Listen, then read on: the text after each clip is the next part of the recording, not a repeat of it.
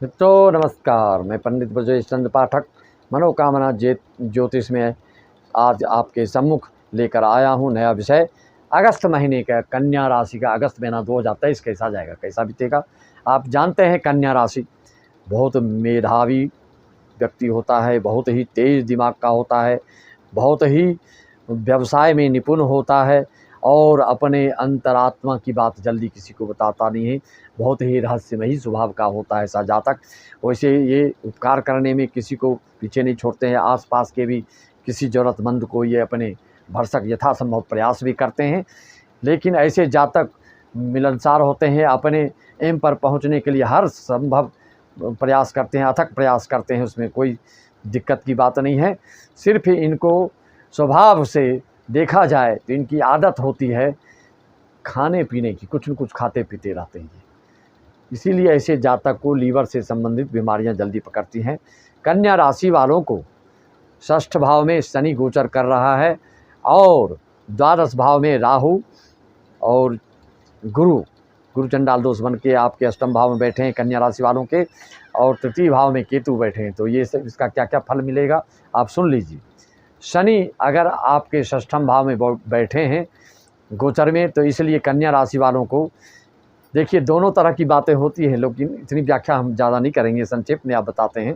आप देखेंगे कन्या, आप अपने आसपास ही किसी कन्या राशि वाले से संपर्क करके देखें, हमारी बात को ना माने और ज्योतिषों की भी बात ना माने, आप प्रैक्टिकल करके देखें। एक ही राशि के कन्या का है, कोई बहुत ही बीमारग्रस्त हो जाता है और कोई हल्का फुल्का बीमारग्रस्त होगा। इस राशि फल का करोड़ों लोगों के ऊपर लागू होता है, लेकिन जिसको हमेशा स्वस्थ होते हुए आ रहा है और अभी बीमार पड़ गया, यही गोचर फल का प्रभाव है। लेकिन एक ही कन्या राशि को देखेंगे, आप कोई हॉस्पिटल में भर्ती हो गया, एक ही कन्या राशि का कोई छोटी मोटी दवाई 2-4 रुपये खा के स्वस्थ हो जाता है, तो आप क्या बोलेंगे, पंडित जी गलत फलादेश कर रहे हैं। या अपना कॉमन सेंस लगाइए, अपना दिमाग लगाइए, अपना विवेक लगाइए, तब आप कोई इस तरह का कमेंट करिए। इसका मतलब है कि आपको अपनी व्यक्तिगत कुंडली दिखानी होगी। आपकी हर एक कुंडली में कन्या राशि के ही 100 कुंडलियाँ आप इकट्ठा कर लें तो सब के अलग अलग फलादेश होंगे। राशि अनुसार गोचर जो बोल रहा हूँ, किसी को हल्का दुष्प्रभाव डालेगा, किसी को ज़्यादा प्रभाव डालेगा। क्यों कि एक ही ग्रह नहीं बैठे हैं आपके कुंडली में, 9 ग्रह बैठे हैं। 9 ग्रह मिल के सब जो तोड़ेंगे, खराब जगह आप स्वास्थ्य हुआ और ग्रह भी उसी में हवन में आग में घी डाल देंगे तो और धधक उठेगा और बीमारी आपकी बढ़ जाएगी। और ग्रह अगर आपकी बीमारियों को खींच रहे हैं, कम कर रहे हैं, तो आप छोटी मोटी दवाई खा के भी आप स्वस्थ हो सकते हैं। तो आप इस तरह का ना समझें कि ये सिर्फ आपके ऊपर, ये कन्या राशि के ऊपर ही लागू होगा। कन्या राशि का ही ये है, लेकिन सबके लिए अलग अलग, किसी को कम दुष्प्रभाव डालता है, किसी को ज़्यादा प्रभाव डालता है। तो षष्ठ भाव का जो शनि है, कोई बोलते हैं कि ऋण से मुक्ति करता है, कोई बोलता है लोन लेते हैं, कोई बोलता है स्वस्थ होते हैं, कोई बोलता है अस्वस्थ होता है। इस तरह से कई तरह के आप, कोई बोलते हैं रोग ग्रसित हो जाते हैं, कोई बोलते हैं षष्ठम भाव के शनि देव जो हैं वो विशेष रोगी नहीं होने देते हैं।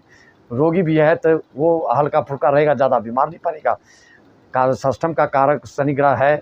लेकिन और ग्रहों के फल जोड़ करके जब देखेंगे तो आप देखेंगे तो कोई कन्या राशि का ही है और गोचर में शनि आपका वहाँ षष्ठम भाव कर रहा है, तो कोई 1 करोड़ का लोन ले रहा है, तो कोई 1 लाख का लोन ले रहा है, तो कोई लोन से ऋण हो रहा है, कोई उद्धार हो रहा है, ऋण से मुक्ति मिलने जा रही है, तो कोई बीमार पड़ रहा है। तो ऐसा होता है तो पूरी कुंडली का अवलोकन करना पड़ेगा।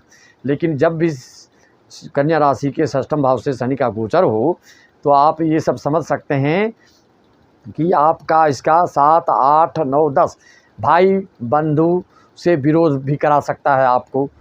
और षष्ठ में बैठे हैं तो अष्टम भाव पर दृष्टि डाल रहा है, तो आपके रोजगार व्यवसाय में जो मनचाहा फल लेना चाहेंगे तो उसमें गति की धीमापन आ सकता है, गति धीमी हो सकती है। इसलिए कि शनि महाराज जानते हैं आप धीरे करवाते हैं, और जहाँ दृष्टि डालते हैं तो वहाँ पर कुछ न कुछ हानि दृष्टि की मानी गई है। और गुरु चंडाल दोष पहले से ही अष्टम भाव में है आपको, और शनि की दृष्टि डाल रही है तो दृष्टि पड़ रही है तो आपको कुछ न कुछ दिक्कत महसूस कराएगा ही कराएगा। खास करके आपको वर्तमान में लीवर से संबंधित ध्यान देना है, पाचन क्रिया से संबंधित ध्यान देना है, मनोविकार से संबंधित ध्यान देना है, रीढ़ आदि नस उससे संबंधित आपको ध्यान देना है। ये बीमारियां आपको हो सकती हैं, क्योंकि आपके जो स्वामी हैं, कन्या राशि के स्वामी कौन है? बुध है। बुध आपके द्वादश स्थान में बैठे हैं बकरी होके, तो ये आपके ऊपर व्यय कराएंगे। लोग बोलते हैं अरे व्यय कराएंगे तो किस चीज़ में व्यय होगा? तो ये व्यय राशि गोचर के साथ व्यय की तो बात बता रहे हैं। तो व्यय हो सकता है आपके शौकिया तौर पे भी हो, जिसका गोचर में आपके स्वामी अगर द्वादश भाव में आया है तो किसी को बीमारी में भी ज़्यादा व्यय हो सकता है और किसी को अपने ऊपर शौक मौज के रूप में भी आप ज़्यादा व्यय कर सकते हैं। व्यय मतलब ज़रूरी नहीं है कि आपको बीमार करके ही व्यय करना है, किसी न किसी कारण से आपका व्यय होगा, वो चाहे व्यर्थ का हो जाए, जो हो जाए। आप अपने सुख सुविधा के लिए बहुत चीज़ खरीदें और वो चीज़ हो सकता है उसका आप सदुपयोग उपभोग ना करके बाद में वो आपकी चीज़ बर्बाद हो जाए। उदाहरण के लिए आप बहुत सारी दवाइयाँ आप खरीद लिए अपने उपयोग के लिए, पता चला उसमें सब 2-4 उपयोग किए, बाकी रखे रह गया, सब चला गया कचड़े में। बहुत सारे कपड़े खरीद लिए कुछ करने के लिए, खरीद कुछ नहीं कर पाए, वो ऐसे को ऐसे रखा रह गया, दीमक लग गया, चूहा खा गया, ख़त्म हो गया। किसी न किसी रूप से वो बर्बादी आपको करेगा। विशेष करके स्वास्थ्य से संबंधित आप खाने पीने पर नियंत्रित करें तो ये समय आपके लिए बहुत अच्छा रहेगा। अष्टम भाव से राहु की दृष्टि आपकी कहाँ पर रही है? अष्टम, नवम, दसम, एकादश, द्वादश भाव पर।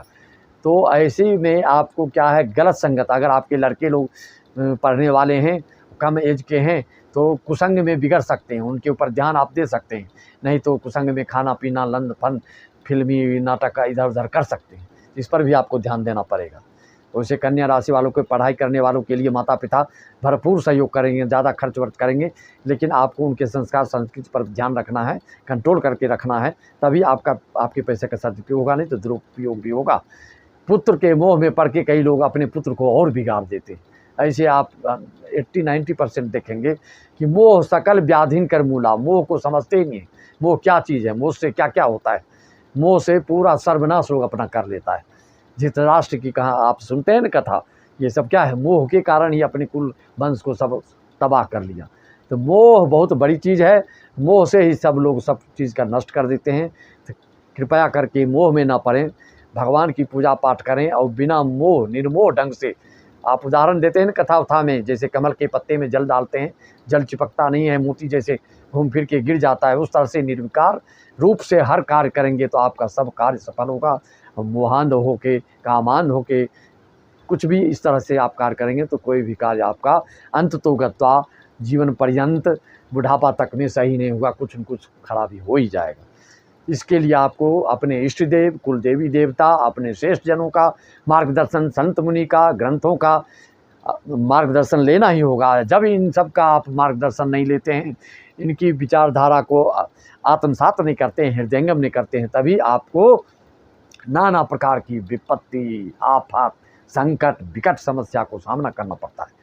मित्रों, इस तरह से मैंने बताया। आपको कन्या राशि की विशेष जानकारी हासिल करना हो तो आप संपर्क करके हमसे पूर्ण विश्लेषण अपनी कुंडली करवा सकते हैं, और मात्र 201 करके अपना मौखिक विश्लेषण, हस्तलिखित 201 में नहीं है, उसमें 1100 रुपये से कम नहीं है। सभी मित्रों को राम राम एवं अपने यजमानों को शुभाशीर्वाद।